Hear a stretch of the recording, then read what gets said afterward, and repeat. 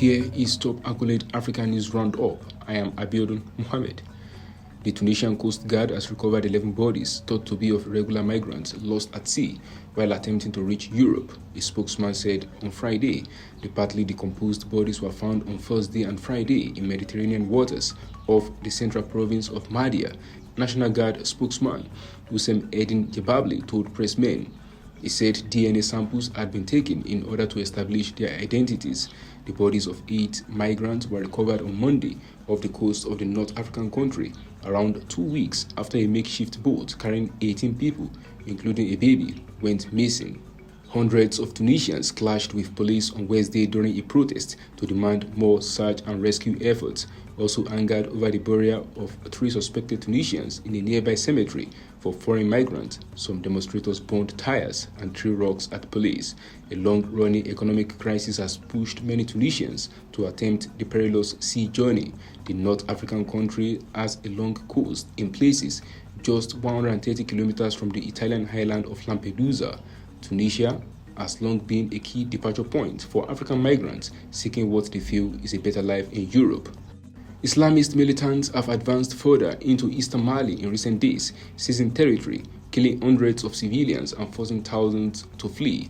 Regional Malian officials and analysts said the gains by the militants highlight Mali's struggle to fill the vacuum following the departure of French and other European forces, while relations with neighboring Niger have deteriorated, preventing a joint military operations near the Niger and Burkina Faso borders.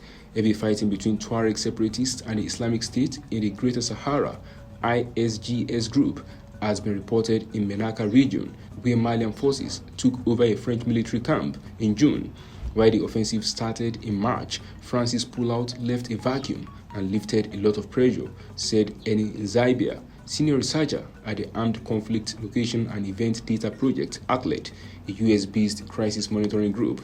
Hundreds have been killed since March, mainly civilians, as jihadists have battled their way into Menaka and the neighboring Gao region, according to Accolade data. Nzaibia added, Islamic State-linked fighters are the major perpetrators of that violence, according to the UN Secretary-General's report to the Security Council, released on Thursday.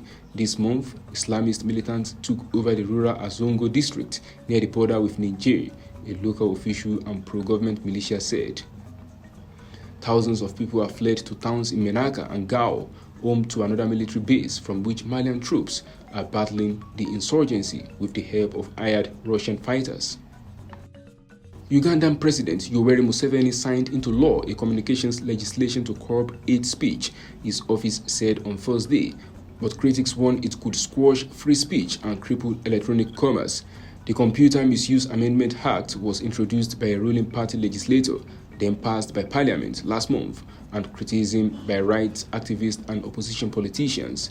The law prescribes sending or sharing of information that promotes hate speech. It also bans sending information through a computer that could ridicule, degrade, or demean another person. Penalties for violations under the law range from custodial sentences of up to 10 years or steep cash fines. Museveni, aged 78, in power since 1986, has previously voiced anger at Ugandans who share what he said are lies about his government on social media. Those opposed to the law say it is likely aimed at victimizing government critics and opponents who produce or share information on social media that may harm ruling party officials' political prospects. Kenyan authorities will disconnect about 12.5 million SIM cards this weekend as the registration window comes to an end. Kenyans who have not verified their SIM card details will see services suspended from Sunday. They will not be able to make or receive calls, send or receive messages, or even access mobile internet services. In April, the Communications Authority of Kenya extended the deadline for verification by 6 months. By Thursday, only 53 million subscribers had verified their registration data. Of these, 38 million were Safaricom subscribers, the largest telecoms company in the country. Airtel and Telkom Kenya saw 13.4 million and 1.8 million subscribers verify their details 2 days to the deadline. SIM card owners can update their registration details by presenting their national identity card to a merchant or register through online portals set up by the service providers. The verification drive is aimed at weeding out SIM cards that have been fraudulently registered and reduce cases of theft and insecurity in the country. Cameroon were handed a tough draw on Friday in the 10-team intercontinental playoffs to reach the 2023 Women's World Cup. The final three qualifiers for the expanded 32-team finals, which will be held in Australia and New Zealand, will be decided in Auckland and Hamilton from 18th to 23rd of February next year.